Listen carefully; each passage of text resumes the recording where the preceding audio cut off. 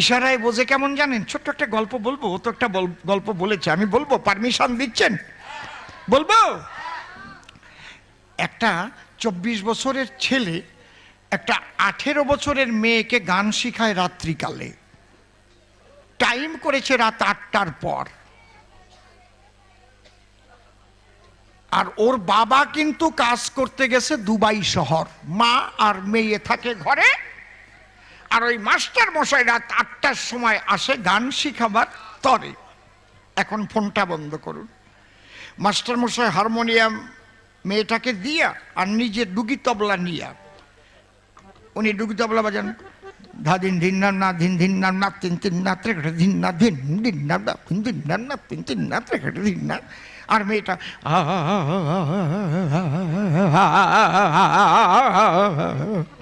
বেশ একটা ঝুমুর উঠে গেছে। এই টাইমে ওর মা রান্নাঘরে আছে আর ইলেকট্রিক অফ হয়ে গেছে। কি অন্ধকার ঘুটঘুটে। হঠাৎ মেয়েটা বলছে, মা কথা মানো, তাড়াতাড়ি একটা আলো আনো, চার্জার লাইটটা একটু জ্বালাও। মা রান্নাঘর থেকে বলছে, শোন সবিতা, মেয়েটার নাম সবিতা, এই জায়গায় আবার কোনো সবিতা আছে নাকি? ওইদিকে তাকাতাকি করছে যে, আমার তুমি না মা, এটা গল্পের সবিতা, বুঝুন না, রাগ করুন না। ও মার বলছে, সবিতা মা শুনে নে আমার একটা কথা, আমার আলো নিয়ে আসতে যতক্ষণ লাগবে তোর মাস্টার মশাই যেন ডুগি তবলা বাজনা বন্ধ না করে। আর কব না, বুঝে না কইবার। যদি ওর উপরের থেকে হাত উঠে যায়, হাত যাবে কোন জায়গায়? আমার না এইসব বাজে কথা ভাল লাগে না, আমার লজ্জা করে কেমন, সত্যি ভাইরি। কি ইশারায় কাফি। মেয়েটা বলছে, মা অন্ধকার ঘরে ডুগি তবলা বাজাবে কেন? মা বলো না। আমার বলে, চুপ, একদম কথা বলবি না, বুঝিস তো বোঝ, না বুঝিস তো মুখ বোঝ, বাজনা যেন বন্ধ করে না। দিন দিন না দিন দিন না তিন তিন না ত্রেকটে দিন না, কোনো হাত যেন কামাই না যায়। কায়দা দেখেছেন? কায়দা করতো। ওই মামনির পেটে ব্যথা উঠে গেছে।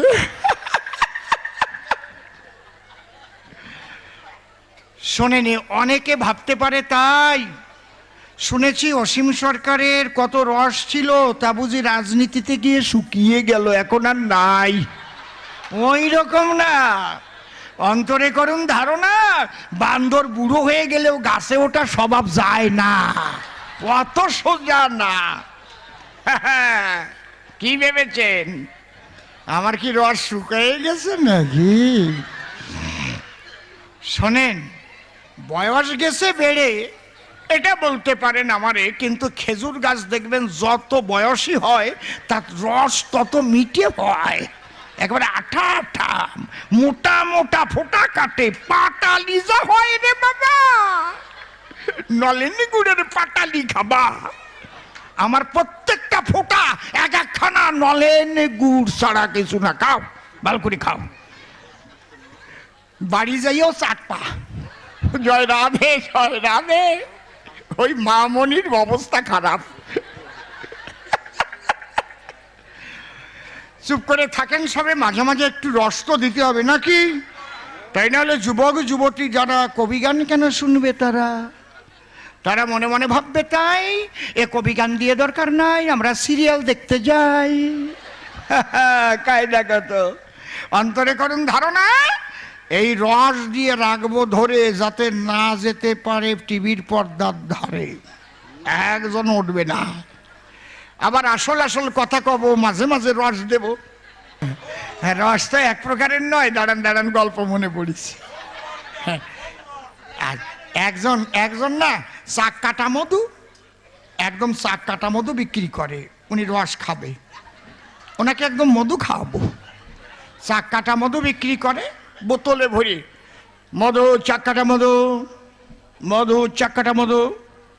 এক সাহেব আর মেম, ওদের তো বুদ্ধি সেম সেম, ওরা বাংলায় এসেছে, ঘুরতে ঘুরতে না বেশ একটু একটু আধো আধো বাংলা শিখে গেছে। সাহেব বলছে ওটা কি আছে?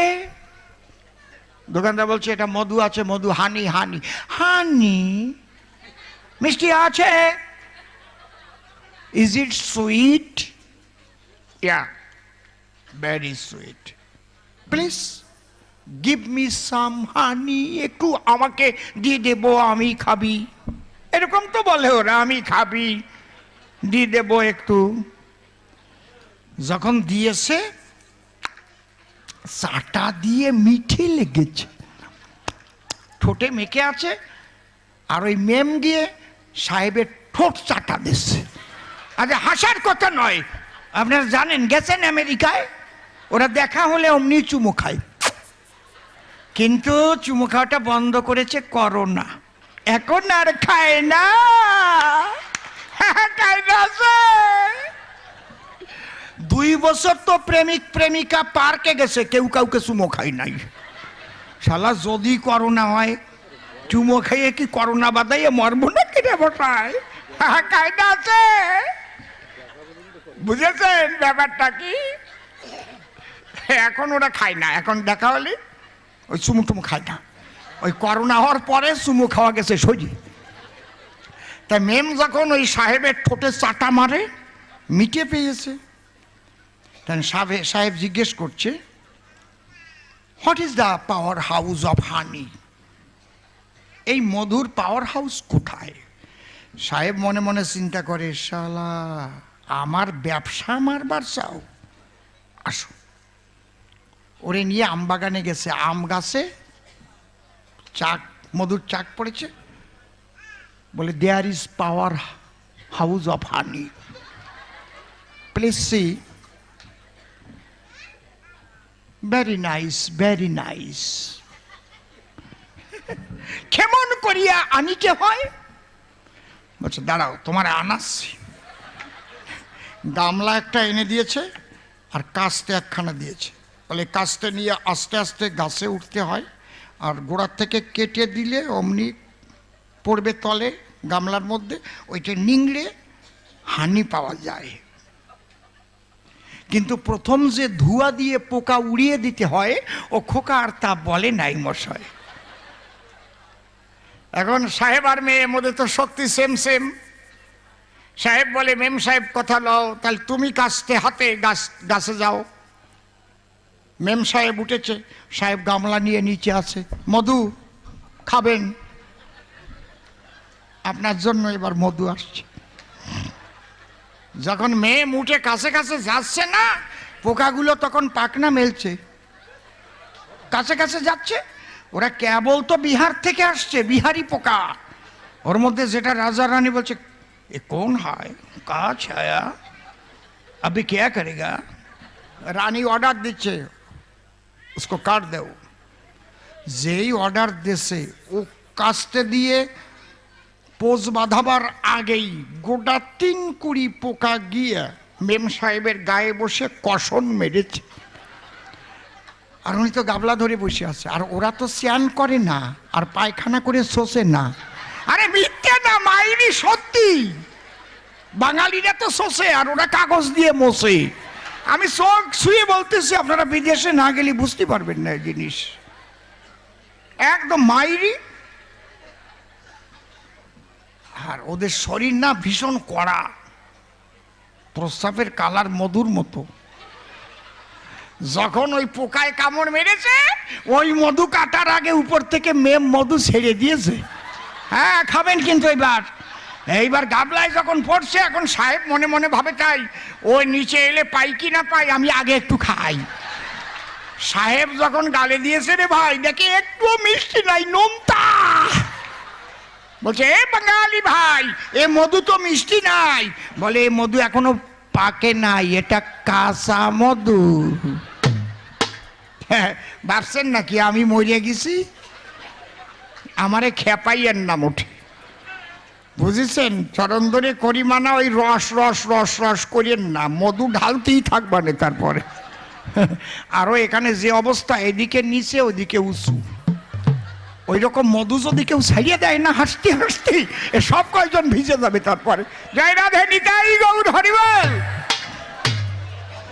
তাহলে দুটোর দিয়েছি সমাধান, বসে শোনেনি জ্ঞানবান। এবার একখানা গাবো গান। তারপরে নিতাই গৌর দুই ভাই দুই দিকেতে গেল, জীব কোন পথ লবে এটা আমাকে বলতে হবে। একবার ঢোল কাশি জোরে জোরে তোমরা আওয়াজ তোলো, হরিবল।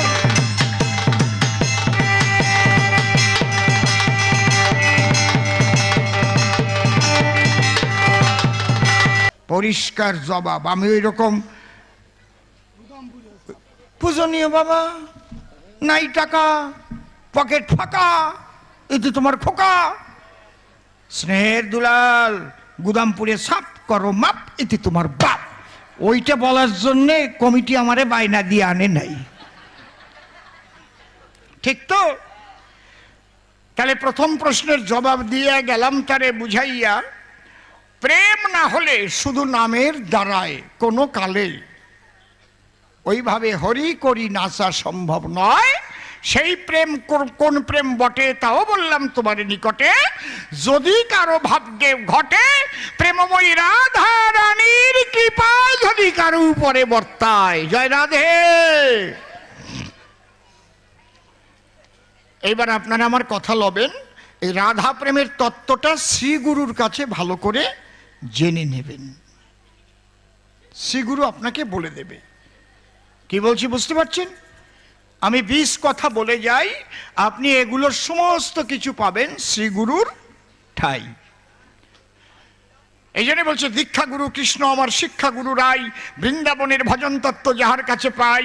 ঊর্ধ্বলিঙ্গ ঊর্ধ্বজনী ঊর্ধ্বরতি হয়, ঊর্ধ্ব না হইলে জীবী যাবে জমালয়। পুরুষের লিঙ্গ হয় মস্তকের মণি, তাহা দিয়ে খেলা করে দেবপদ্মজনী।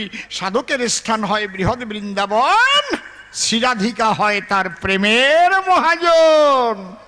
কথাগুলোর কত ওজন জানে কেবল রসিক সুজন, অরসিকের জানা সম্ভব নয়। তাহলে প্রথম প্রশ্নের জবাব হলো, এইবার দ্বিতীয় জবাব দেওয়া ভালো। সুখসারী কি বলেছিল ওটা সংস্কৃতে ব্যাখ্যা করে বলবো এ সবাই। শোনো, সুখসারী দুইজনে কথা কয় আনন্দ মনে। সুখ পাখি দিচ্ছে কৃষ্ণের জয়, সুখ ডেকে বলে তাই কৃষ্ণের চাইতে শ্রেষ্ঠ কেউ নাই। এদিকে কেন কথা কয়? আমি চরণ ধরে করি মানা, মোটে কথা হবে না। একদম ঠান্ডা হয়ে গান শুনবেন বসিয়া সভায়। যখন সুখ কৃষ্ণ গুণগান করে, সারি বলে সুখের ধারে, না রে সুখ, আমার রাধার উপরে আর কেউ নাই। তাহলে কার কি গুণ আছে দুইজন তাই ব্যাখ্যা করিতেছে, এটা সংস্কৃত করে বলিতেছি তাই, ঠিক আছে? সুখ কি বলছে? সৌন্দর্যং ললনাদি ধৈর্য দলনং লীলারমা স্তম্ভিনী বীর্যং কন্দুকিতাদ্রিবর্জ্য মমলা পারে পরার্ধং গুণা শিলং সর্বানুরঞ্জন যস্মায় তস্মাৎ প্রভু বিশ্বং বিশ্ব জনিন কীর্তির বর্তাৎ কৃষ্ণ জগন মনমোহন। শেষে গিয়ে কি দিল? তেহাই দিল, আমার কৃষ্ণ জগতের সকলের মন হরণকারী। তার আগে অনেক কিছু বলল। সুখ শোনো সারি, সৌন্দর্যং ললনাদি ধৈর্য দলনং, যার রূপ সৌন্দর্য দর্শন করে ব্রজের ললনাগণের ধৈর্যচ্যুতি ঘটে চরাচরে। তারা থাকিতে নারে ঘরে কৃষ্ণ দর্শনের তরে, সকল ফেলে আমার গোবিন্দের কাছে ছুটে যায়। সৌন্দর্যং ললনাদি ধৈর্য দলনং লীলারমা স্তম্ভিনী বীর্যং কন্দুকিতাদ্রিবর্জ্য মামলা। তার বল বীর্য কেমন? কন্দু কৃত অদ্রি, অদ্রি মানে পাহাড়, আর কন্দু মানে লাটিম। যেমন বাচ্চা কাচ্চা লাটিমি খেলে, টান দিয়ে হাতে তোলে, দেখেন না এই লাটিম ঘোরে, হ্যাঁ, অমনি ক্রুত করে নিয়ে নেয় হাতের পরে। তাহলে আমার কৃষ্ণ নটবরের বলবীর্য এমন, কথা নয় অসঙ্গত। আমার কৃষ্ণ মানমত লাটিমের মতো হাতে ধরে আঙুলের উপরে ধরেছিল গিরি গোবর্ধন। কত শক্তি কার? কৃষ্ণের। এইসব যখন ব্যাখ্যা করে, সারি বলছে সুখের ধারে। এই সুখ শোন, শ্রীরাধিকা প্রিয়তা স্বরূপতা সুশীলতা নর্তন গান চাতুরী গুণালী সম্পত কবিতা চরাজতে কৃষ্ণ জগন্মন মোহন চিত্ত মোহিনী। যে কৃষ্ণের এত বীর্য বল, যে কৃষ্ণ নীলদল, জগতের মন করে হরণ, আমি বলি তোর ধারে সেই কৃষ্ণের সর্বশক্তি সর্ববল শ্রীমতী রাধারানী ন্যায় হরণ করে। এত শক্তি রাধা ধরে, বলে চুপ চুপ চুপ চুপ চুপ, ডেকে বলে সুখ, একদম ঝুলামিনা মুখ, তুই আমার কৃষ্ণ নিন্দা করিস কি কারণ? তুই জানিস আমার কৃষ্ণ কেমন? কি বংশীধারী জগন্নারী চিত্তহারী চষারীকে বিহারী গোপীনারীর ভিজিয়ান মদন মোহন। আমার কৃষ্ণ গিরিধারী, আমি তার গুণ বর্ণনা করি। সে নিয়ে কত নারী, রাসমঞ্চে হয়েছে মদন মোহন, নারী তাকে থাকে ঘিরে, আমার কৃষ্ণকে কি নষ্ট করতে পারে? এই জন্য মদন মোহন বলে তার হে বিশ্ববাসীগণ। শাড়ি ডেকে বলে তাই অত বড় কথা বলিস না আমার ঠাই, তোর কৃষ্ণ মদন মোহন কতক্ষণ গে, কতক্ষণ? রাধার সঙ্গে যদা ভাতি তদা মদন মোহন, অন্যথা বিশ্ব মহিয়পি স্বয়ং মদনে মোহিত। কৃষ্ণ মদন মোহন কতক্ষণ? আমার রাধারানী বাম ভাগে যতক্ষণ। রাধাকে হারা হয়ে যখন যায় তোমার কৃষ্ণ শ্যাম রায় গজগজা মদন, গজগজা মদন। কায়দা কৃষ্ণের স্বভাব ধীর ললিত, নিরন্তর কাম ক্রীড়া যাহারও চরিত। এই কথা যখন সারি মুখে বলেছিল, ওই কথা আমার তখন মন মতো হলো। কারণ মন মতো ওই যে আমার কৃষ্ণ নীলদল রাধারানীর দ্বারাই মদন মোহন হলো। একবার রাধা কৃষ্ণ প্রেমানন্দে হরি হরি বল, হরি বল। বাবা আমি কি বুঝাতে পারছি একটু নাকি? আপনারা সবাই বুঝতে পারছেন তো? তাহলে আমি খুশি। তাহলে ব্যাপারটা বুঝে নিন। এই জন্য এটাকে বাংলা করে প্রভুপাদ নরোত্তম দাস ঠাকুর লিখেছেন চটি বইয়ের ভিতরে, সুখ সারির দ্বন্দ্ব বলে তারে, তাই না? হ্যাঁ, আরে সুখ বলে আমার কৃষ্ণ গিরি ধরেছিল, আরে সারি বলে আমার রাধা শক্তি সঞ্চারিল, নইলে পারবে কেন? শোনেননি? সুখ বলে আমার কৃষ্ণের কদম তলায় থানা, সারি বলে আমার রাধা করে আনা গোনা, নইলে আর যেত না। ঠিক কিনা? আবার সুখ বলে আমার কৃষ্ণ জগতের গুরু, সারি বলে আমার রাধা বাঞ্ছা কল্পতরু, নইলে কেকার গুরু। সুখ বলে আমার কৃষ্ণের চূড়া বামে হেলে, সারি বলে আমার রাধার চরণ পাবে বলে চূড়া তাইতে হেলে। কেমন লাগে? শুরু বলে আমার কৃষ্ণ মদন মোহন, তখন সারি বলে আমার রাধা বামে যতক্ষণ, নইলে শুধুই মদন গজ গজা মদন। এইভাবে সুখ সারির দ্বন্দ্ব মিটে গেল। একবার প্রেমানন্দে বন্ধুগণ হরি হরি হরি বল। এই জন্য রাধা গুণ গানের কথা শুনে আমি আনন্দ পেয়েছি ভীষণভাবে, মনে মনে আমি করিনি কেউ ভুল, তাই ঠিক ঠিক ঠিক বলে আনন্দ পেয়ে দিলে আমার মাথায় 3 বার দিয়েছি ঝুল। তুই আন কথায় না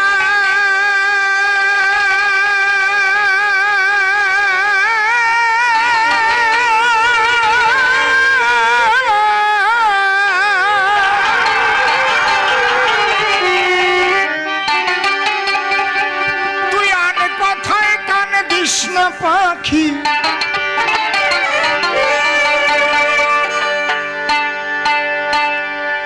ও তুই আন পাথায়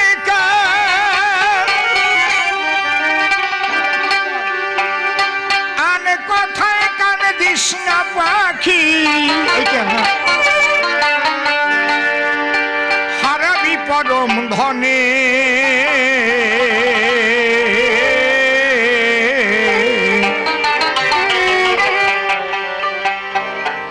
আমার মনে পাখি বলে কৃষ্ণ কথা, বসে হৃদয়ে নিকুঞ্জ বনে। আমার মনে পাখি বলে কৃষ্ণ কথা, বসে হৃদয়ে নিকুঞ্জ বনে। আমার মনে পাখি বলে কৃষ্ণ কথা।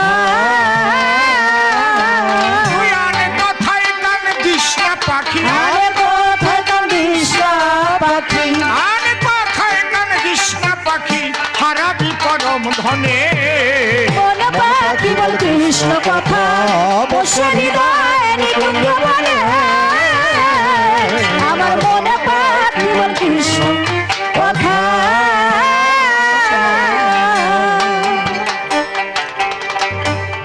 সেই বনেতে আছে রে রাজা বিষয়ের বৃক্ষ, ভুলেও যেন তাহার দিকে করিস না লক্ষ্য। করিস না লক্ষ্য,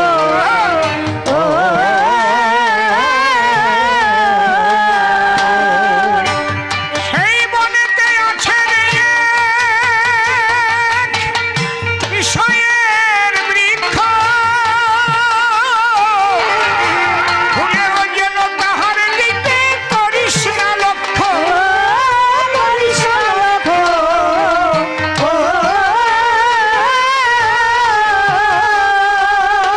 তুই রক্ষা করে গুরুবার, রক্ষা করে গুরু বাক্য, রক্ষা করে গুরুবার, চল নয় অতি সাবধানে। মনে পাখি বলে কৃষ্ণ কথা, বসে হৃদয়ে নিকুঞ্জ বনে।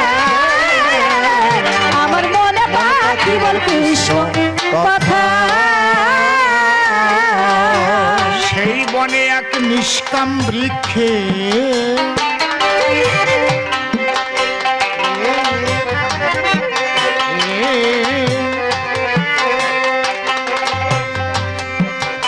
ফলে প্রেম ফল, সেই ফলের রস পান করতেছে যত সাধুর দল। যত সাধুর দল,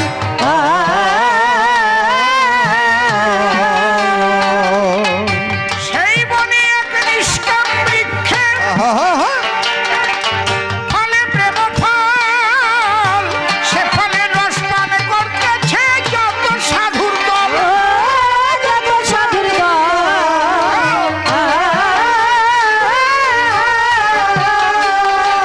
রাধা কৃষ্ণ বলে নয়নে, রাধা কৃষ্ণ বলে নয়নের জল। জয় জয় রাধা কৃষ্ণ হরি বল, হরি বল, হরি বল, হরি বল, হরি বল। একবার হরি হরি বল। রাধা কৃষ্ণ বলে নয়নে, রাধা কৃষ্ণ বলে নয়নের জল। কৃষ্ণ বলে নয়নের জল ঝরে তাদের গোপনে। মনে পাখি বল কৃষ্ণ কথা, বসে হৃদয়ে নিকুঞ্জ বনে। আমার মনে পাখি বল কৃষ্ণ কথা। অসীম বলে মন পাখি ধর, গোপিকার স্বভাব আমার গোলক তারক মহানন্দ অশ্বিনীর যে ভাব। অশ্বিনীর যে ভাব,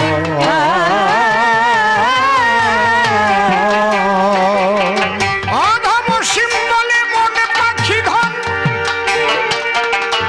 গোপিকার স্বভাব গোলক তারক মহানন্দ অশ্বিনীর যে ভাব। অশ্বিনীর যে ভাব,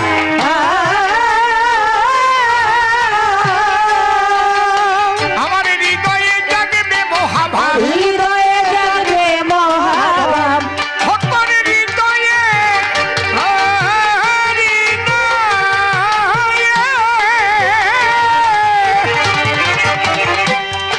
ও তোর হৃদয়ে জাগবে মহাভাব। হৃদয়ে জাগবে মহাভাব। ঠাকুর ভবা পাগলার স্মরণে মনে পাখি বল কৃষ্ণ কথা, বসে হৃদয়ে নিকুঞ্জ বনে। আমার মনে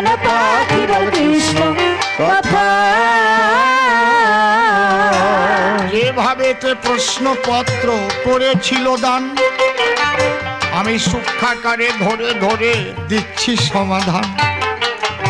শেষ প্রশ্ন করে গেছে এসে আমার ঠাই, ওই যে দুটি ভাই দেখি গৌর আর নিতাই।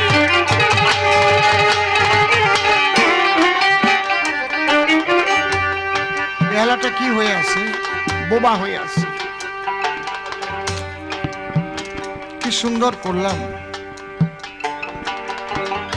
আজকে। হ্যাঁ, একটু টোন লাগাও। দুই ভাই দুই দিকে গো,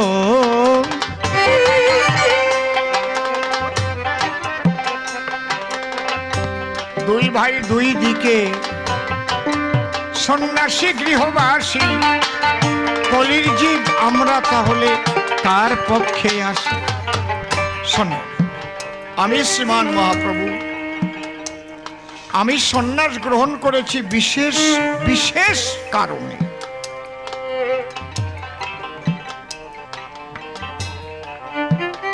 আমি যদি আগে থেকে ভাবতাম আমি সন্ন্যাসী হব, তাহলে দ্বিতীয়বার কেন আমি দ্বার গ্রহণ করব, অর্থাৎ দ্বিতীয়বার আমি কেন বিবাহ করব? বলে ভদ্র, আমার স্ত্রী লক্ষ্মী প্রিয়া যখন মারা গেল, আমার মা দেখে শুনে বিষ্ণু প্রিয়ার সাথে বিয়া দিল। খুব বাস্তবে আপনারা এসে বুঝুন, মহাপ্রভুর যদি সন্ন্যাস নেওয়ার ইচ্ছাই থাকতো, তাহলে কি দ্বিতীয়বার স্ত্রী গ্রহণ করত কি? মোটেই না। বিশেষ বিশেষ মানুষকে বিশেষ বিশেষ পরিস্থিতিতে, বিশেষ বিশেষ প্রয়োজনে বিশেষ বিশেষ কাজ করতে হয়। সেই কাজ সবার জন্য নয়।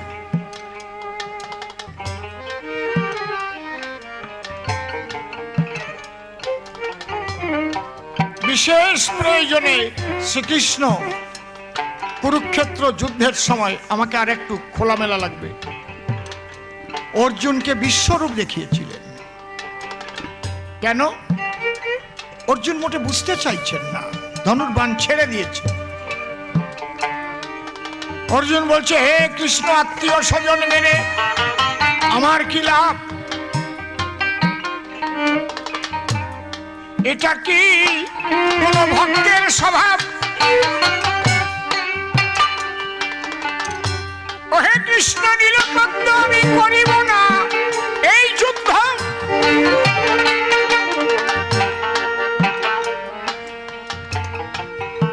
তার চেয়ে আমি বনে যেয়ে ভিক্ষা করে খাবো। কৃষ্ণ দেখল, এ কি? সামনে দুর্যোধনের সৈন্যরা, তারা হুঙ্কার দিচ্ছে, আর অর্জুন আমাকে সারথি করে নিয়ে এসেছে, পশ্চাৎপদ হয়ে গেলে এর চাইতে মৃত্যুও ভালো। আমার তো উদ্দেশ্য ধর্ম রাজ্য প্রতিষ্ঠা করা, অধর্মকে ধ্বংস করে ভারতবর্ষে ধর্ম রাজ্য প্রতিষ্ঠা করব বলে আমি নিজেই রথের সারথি হয়েছি। তখন কৃষ্ণ অর্জুনকে বোঝাতে লাগলো, বোঝাতে বোঝাতে আর মোটে বোঝে না। তারপরে বিশ্বরূপ দেখালো, দেখো আমি কে। এখন যদি বলা হয় তাহলে ভগবান হতে গেলে তাকে বিশ্বরূপ দেখিয়ে ভগবান হতে হবে। কথাটা কি ঠিক? তাহলে রামচন্দ্র তো বিশ্বরূপ দেখালেন না।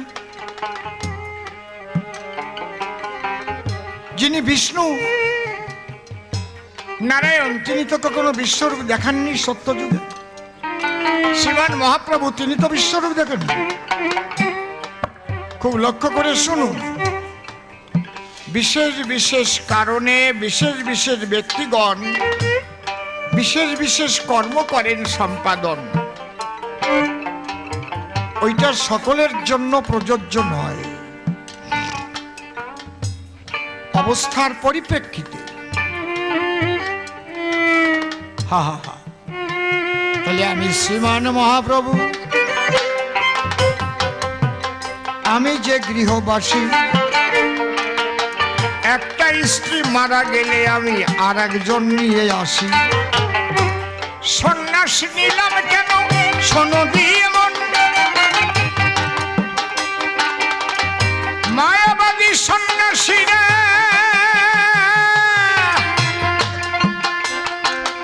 ওরে চরিত্র কেমন হয়, চরিত্র কেমন হয়, চরিত্র কেমন। মায়াবাদী সন্ন্যাসীরা তারা কোনো অবতারকে মানে না, কৃষ্ণ মানে না, রামকে মানে না। আরে নন্দ ঘোষের ছেলে সে নাকি আবার ভগবান, বুঝেছেন?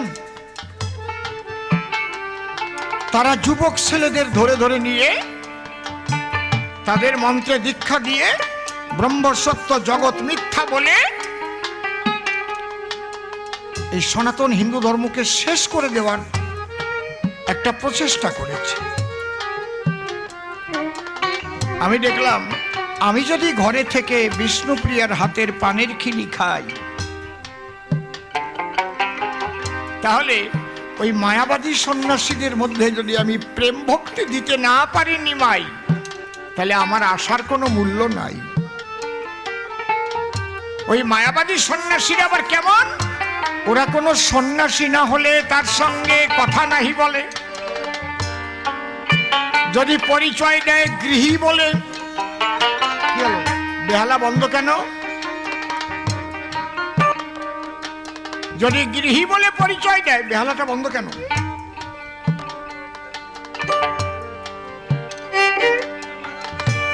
এই যে আবার হলো, এই কোথায় ডিসকানেক্টেড হয়েছিল ওখানে? আস্তে আস্তে। না না, মাইক ভালো আছে, একদম না, কথা না।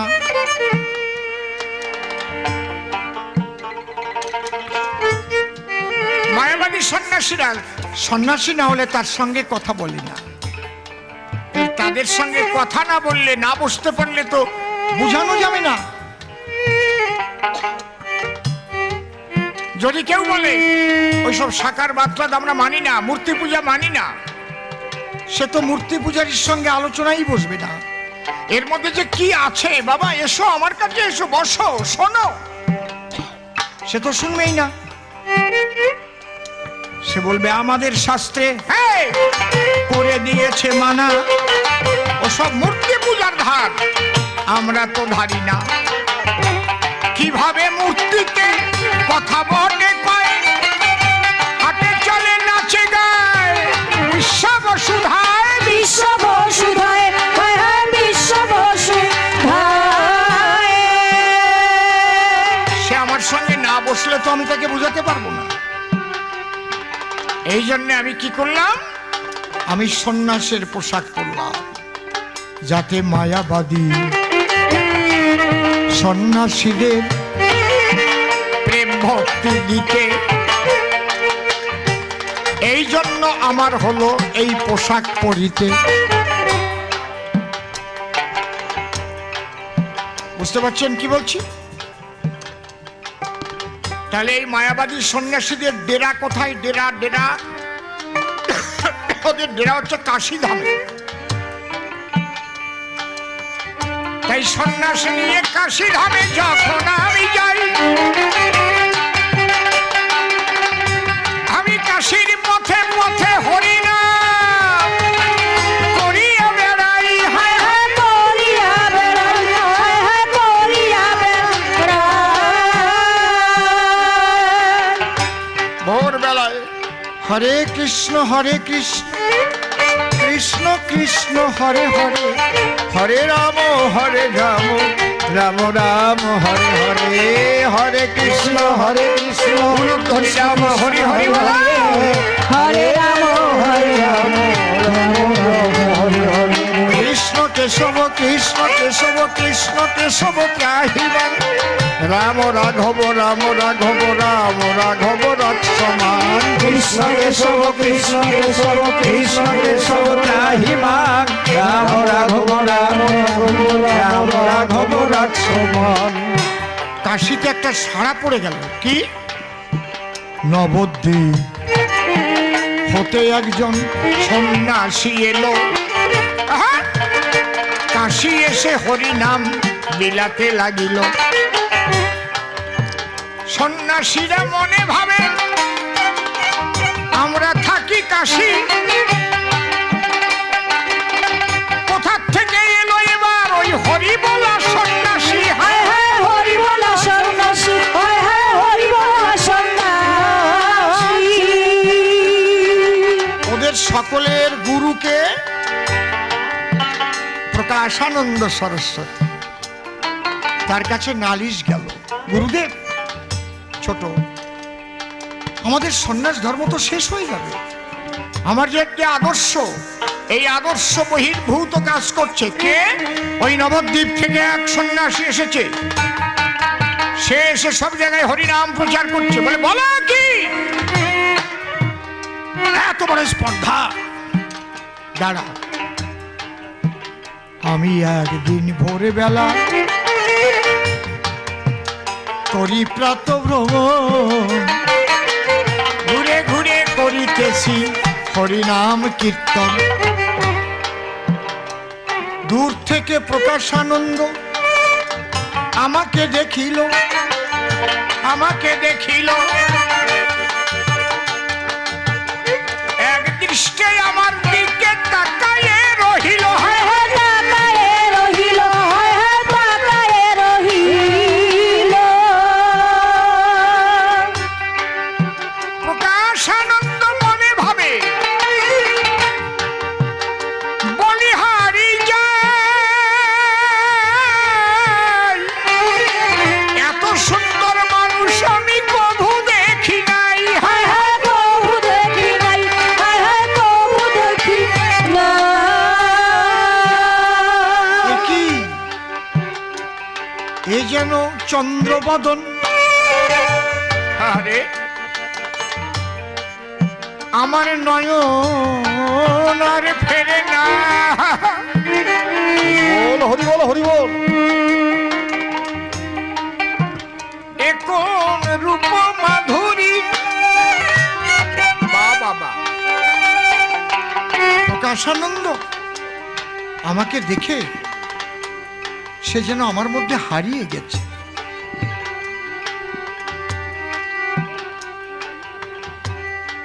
ও গিয়ে শিষ্যদের বলল, বাবা একটা কথা শোনো, তোমরা একটা কথা শোনো। কি?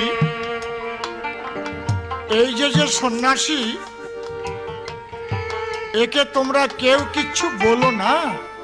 দাও, আরো দাও মনিটর। তোমরা একটা কাজ করো, মনিটর বাড়াতে বলছি, আর কিচ্ছু না। আমার ছাড়া আমি কি বলবো ওদের?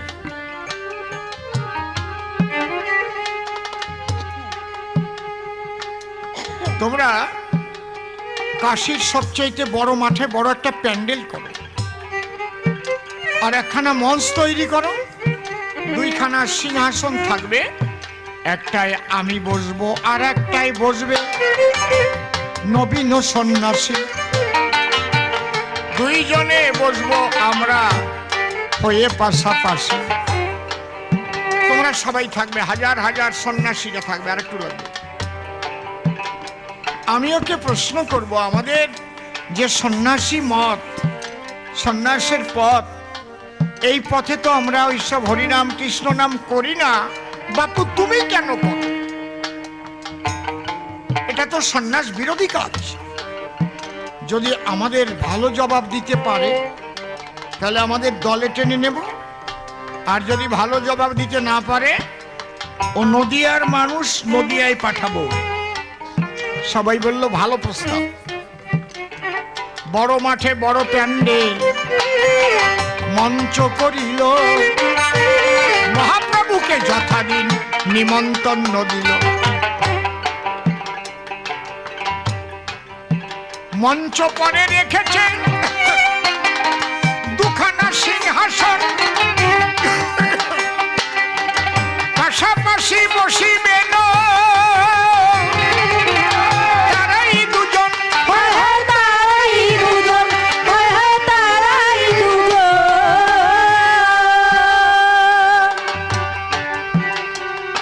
এবার সবাই গিয়ে একটা জায়গায় জল রেখেছে, পা ধুয়ে ধুয়ে সবাই যার যার আসনে বসছে।